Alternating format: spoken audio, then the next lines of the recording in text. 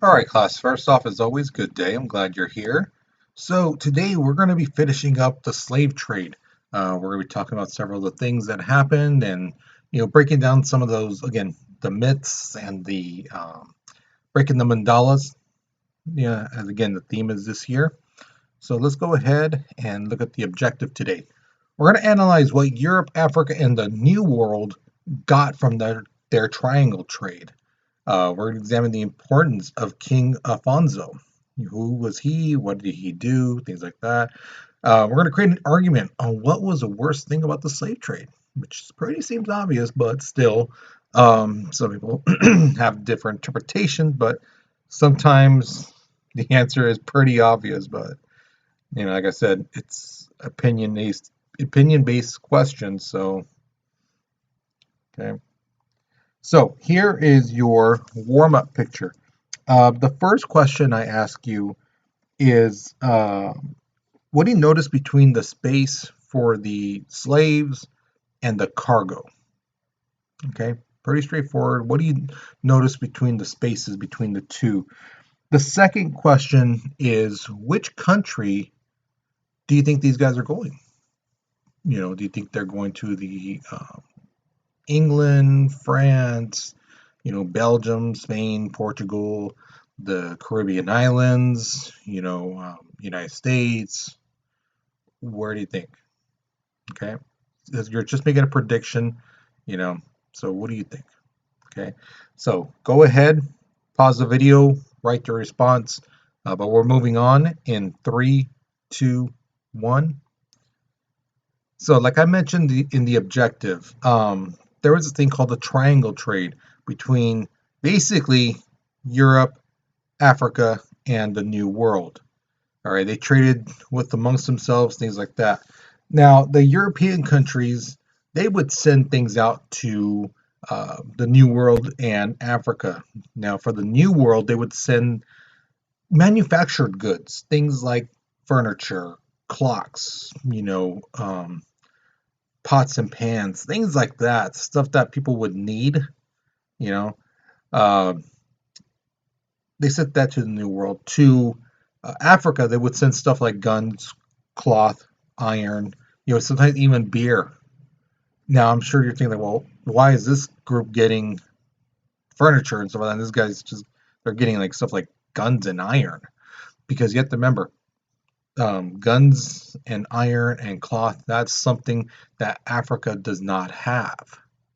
They want it. And Africa has stuff that Europe basically wants too. So they're going to trade. They basically say, what do you want? This is what we want. And there you go. Okay. Now, the New World, because it's again, barely discovered. Again, people back then, they knew the world was round. They just didn't know how big. They thought, hey, if you keep going that way, you'll eventually get, China. But how far is it? We don't know. You know, but they've known that the world is round. We talked about this back in the Columbus lesson. But the thing is, the New World had a bunch of stuff. There was lumber, there was furs, there was tobacco, sugar, things like that. So they would send that to Europe. To Africa, they would send again stuff like rum, iron, gunpowder, because again, that's the kind of stuff that Africa wanted because they don't have it. And Africa, as you can guess, they would send slaves, and then that would be to the Caribbean islands and to the Americas mainly. Okay. So if you guessed that from the warm up, you got it right. But to Europe, they would send stuff like gold, ivory, spices, stuff that Europe didn't have. And just in case you don't know, ivory comes from the tusks of elephants, and they wouldn't, you know, they would kill the elephant and take the tusk. They wouldn't like knock it out and then remove it. Still to this day, they just kill the elephants for their tusks. That's it. All right. So your first question is, who do you think got the most from the triangle trade? Europe, Africa, or New World? So looking at that map again, you may want to like pause the video and then go back, like slide the little thing and look at that map. And which one do you think got the best deal? Now remember, each side got stuff that originally they didn't have, so they each got stuff that they wanted, they needed. So who do you think got the best of the deal? Okay, and why do you think that? Okay, so again, like I said, pause the video, slide the little scroll thing back, like a minute or so, and look at that map, and then give your answer. Okay, but we're moving on in 3, 2, 1.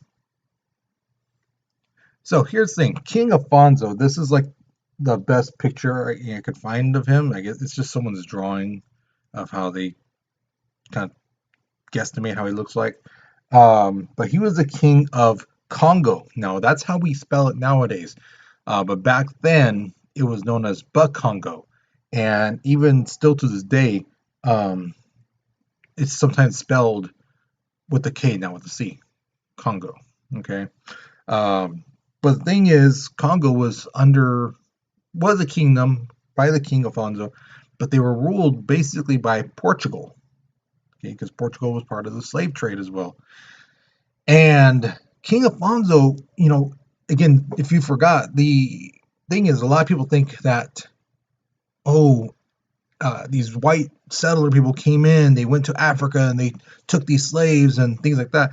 No, no, that's not completely accurate. Yeah, they some of them, when they were desperate, they did snatch some people, but that was far and few in between, because the thing is, different kingdoms in Africa would fight against each other. Big, kingdom versus big kingdoms, or a kingdom versus a small little area, territory, things like that. But they wouldn't kill the people. They would basically try to capture them and then sell them to places like the Portuguese slave traders, the Belgium slave traders, the, whomever slave traders. So it was the African people who captured their enemies and then sold them, and made a profit. But the thing is, King Afonso realized, it's going to get to the point where we like take over like everybody, because the Congo was actually a very big territory. And he's like, eventually we're going to be conquering all these people, and these guys are still going to want slaves, and they're going to be looking at us. So he's like, hey, the population is going to go really down if that's the case, because we got to meet that quota. They're going to expect 1,000 slaves every time they come, and we might not get that much. So they're going to be like, well, what about some of your people? Some of the undesirables and things like that, Why don't you give it to us? And what happens when the undesirables go away? They're going to be looking at the other people. So that's when he realized, he saw, kind of looked at how things were going, and saw in the kind of a little glimpse in the future, and said, you know what? This is getting bad. So he told the king of Portugal, hey, we need to stop this, because this is not going to work. The king of Portugal, it went one ear at the other. They really didn't listen. And the thing is, he actually sent more ships over.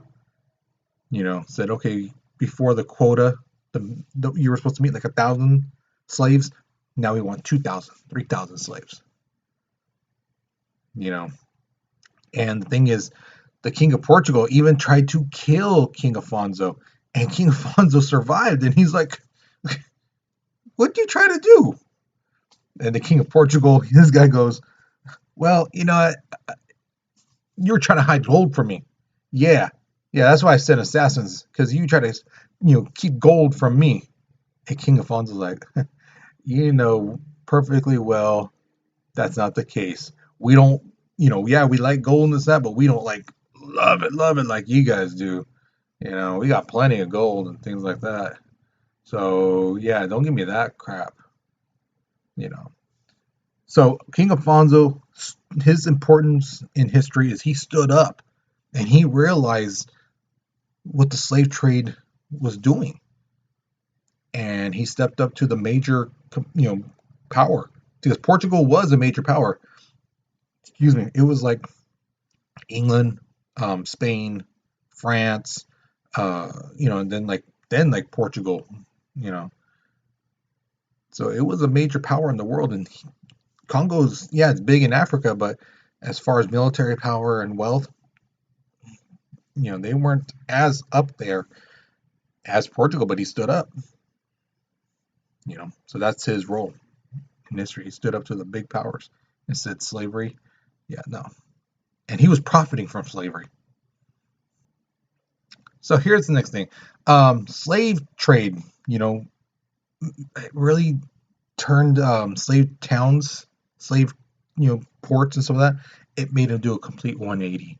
Um, Countries that allowed the slave trade in, hey, yeah, use our ports, use our thing like that, because hey, when these ships from Spain, Portugal, Belgium, things like that, when they come in, they're going to bring money, they're going to bring this and that, so our towns will get money, and then the country will get money, and then things will get better for us. Um, that wasn't always the case. That was a short-term look, but if you look at the whole span, things were really bad. A great example is the country of Benin. Okay, it's a city-state on the west side of Africa. So right when Africa is coming out, that little part of the map that's coming out, it's right there. As you can see from the map, it's right next to Nigeria, Niger, Ghana. Okay, but the thing is, in the 1500s, it was a very prosperous country. These people were very, very smart. They were innovative. They had culture. They had religion. You know, they were pretty advanced for their time. But they became a slave town. They said, hey, we can make money if we allowed the slave traders to use our ports, and, things like that.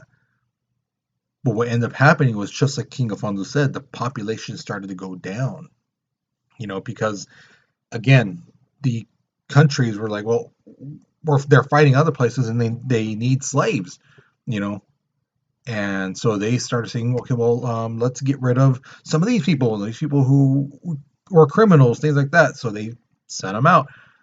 Okay, well, now next ships come in. We need more people. And they start looking around. So then people started like, oh, me and my family are not going to be sent on the boat. We heard what happens to these slaves. We heard the stories. You know what? So they would, in a sense, kind of turn their backs on their friends and other people and basically try to sell them, So their countrymen turned on their own countrymen, and warfare started to increase because of it. And it got to the point where people were kind of like, you know what? Why go to church, things like that? It's more about I'm trying to survive. If I'm there at this place every day at a certain time, people will know, they'll catch on, they'll try to capture me and my family, and then we're going to be sent off to wherever, being treated like horrible from the stories we're hearing. Same thing with art, their culture. People stop doing that kind of stuff because it's all about survival. You know, they're not thinking about the future. They're not trying to live and express themselves. It's more about how do I make it from today to tomorrow? How can I protect myself, my family, things like that. Um, and the thing is, it got to the point where even human sacrifices was common. You know, yeah, it got that bad. So then you fast forward about 300 years, 200 years or so. In about the 1800s, England comes in and goes, "Hey, Benin, how you guys doing? This, that." And we want to do trade and things like that. And that place was so corrupt. It was a brutal place to be because again, people are turning against each other. There's pockets of groups who are like looking at each other like, "Oh, you're gonna do something to me. We're gonna kill you before you kill us." And you cannot live with that type of mentality for generations. You know, you basically become like wild animals, and it's a kill or be killed type of thing. And I'm not talking metaphorically, I'm talking literally. I'm going to kill you before you kill me, you know, just because you're there. It's a brutal type of society. And that's what England was like. Whoa, we're backing out of here. This place is crazy, you know. And it wasn't for another like century or so that the people there realized, before the slave towns, our people were actually very smart. They were very ahead of their time. What the heck happened to us? What is going on? Why are we like this? You know, this is not a way to live. All that stuff I told you earlier. They realized this like a century after that. So within the past 100 some years, um, they've been trying to get better. Um, and they realized, it was because of the slave trade that they allowed the slaver people to come in and constantly trying to meet the demands of those slave traders to make money, and the word got them. Still to this day, if you look at this map, that red section, if you ever go to Benin, which I don't recommend, but that red section, they basically tell you don't go in there. If you go in there, you will be captured, you will be killed, held for ransom, whatever. Something bad's going to happen to you. Guaranteed. Guaranteed. Okay. The yellow section, you can go, but you have to be really, really, really, really, really careful. You just can't go walking, in the middle of the day and be like, no, because, somebody will get you. They will try to kidnap you, ransom you, things like that.